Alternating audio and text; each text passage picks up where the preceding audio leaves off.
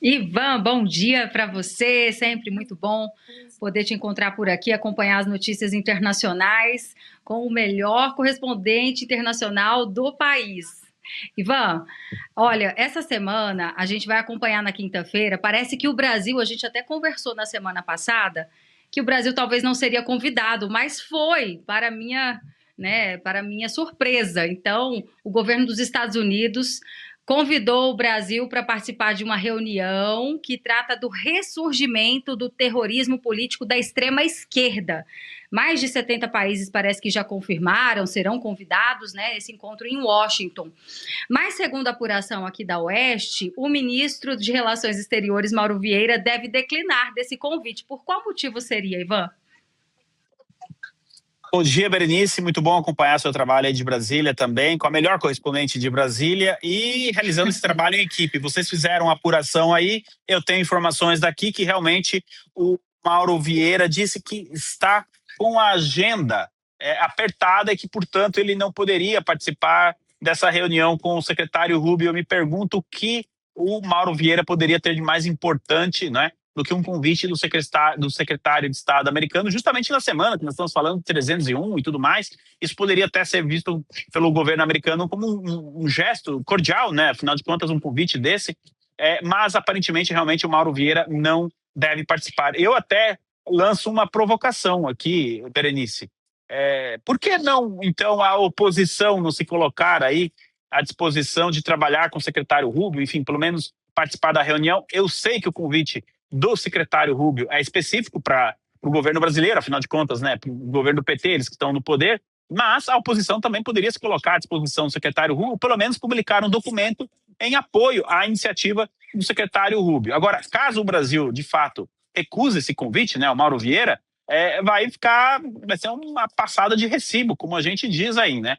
Eu não fiquei surpreendido, Berenice, com o convite do secretário Rubio, porque é o jeito dele trabalhar junto com o presidente Trump, de tentar o diálogo. Veja, com o Irã, eles estão tentando até hoje, um pouco menos agora, negociar um acordo de paz. Por que não convidar o Brasil para participar, compartilhar informações sobre essa questão que é realmente preocupante, esse extremismo de esquerda, o terrorismo associado ao extremismo de esquerda, né? Então, são grupos antifas, são grupos, às vezes, alimentados por ONGs, enfim, existe um trabalho muito importante a ser feito que pode salvar vidas, inclusive, né? E também o patrimônio público e privado.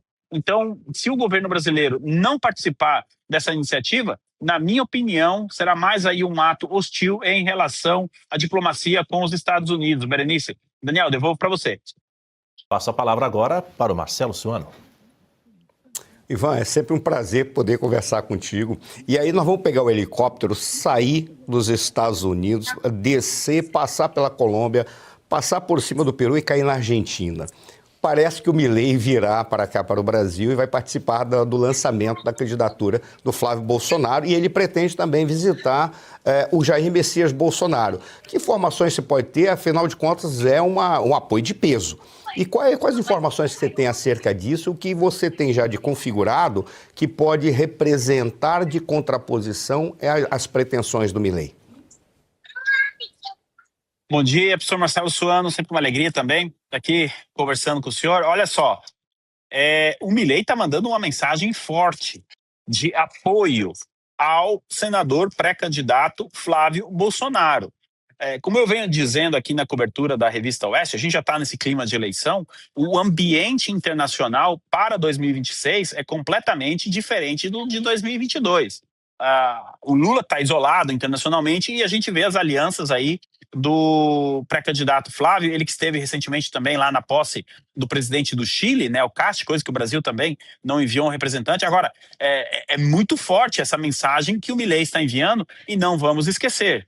O Milei é um dos membros mais importantes ali, Argentina, do Escudo das Américas, que é aquela iniciativa que vem dando certo do secretário Rubio para coibir, não é, essa influência da China e da Rússia na América Latina e também combater o narcotráfico. Então são várias mensagens que estão sendo enviadas através dessa participação do Milei no evento. Agora, Suano e audiência, se os senhores me permitem, na minha opinião, a notícia não é tanto a participação do Milei no evento ali do PL, do possível, né, lançamento da candidatura do senador Flávio. Mas a a possibilidade de ele visitar o ex-presidente Jair Bolsonaro. Primeiro, que demonstra um grande respeito pelo ex-presidente, né? Você ter o presidente da Argentina se colocando à disposição de ir até a casa do presidente, onde ele cumpre essa prisão domiciliar, né? Então é uma mensagem de muito de apoio e de respeito. A gente sabe que o Milei ele tem uma grande admiração pelo presidente Bolsonaro, que foi, digamos assim, o primeiro, talvez, dessa leva de presidentes todo, que a gente está falando hoje de uma onda de direita na América Latina. Se a gente pegar a gênese disso tudo, está em 2018 com a vitória do presidente Bolsonaro. E o Javier Milei se colocar à disposição de ir lá para conversar com o presidente, isso fica bem claro. Agora, a gente precisa acompanhar o que vai acontecer em Brasília. Será que o ministro Alexandre de Moraes vai barrar essa visita do Milei? Lembrando que o Alberto Fernandes, presidente da Argentina, visitou o Lula, né, quando ele estava preso. Se não me engano, o Alberto Fernandes ainda não era presidente, mas teve essa visita. Tantos outros visitaram o Lula. O próprio Lula visitou a Cristina Kirchner recentemente, também em prisão domiciliar. E aí, será que o ministro Alexandre de Moraes vai tentar barrar essa visita? Eu só gostaria de lembrar o seguinte: não é apenas o presidente da Argentina, mas também é um membro importantíssimo do Escudo das Américas. Daniel, devolvo para você. Agora, Ivan, a guerra no Oriente Médio foi retomada com tudo, infelizmente, não é?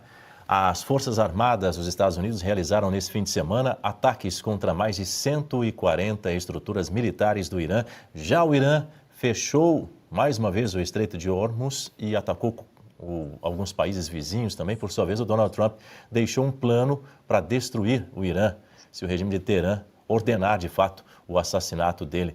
O que mais você traz para a gente sobre esse conflito, Ivan?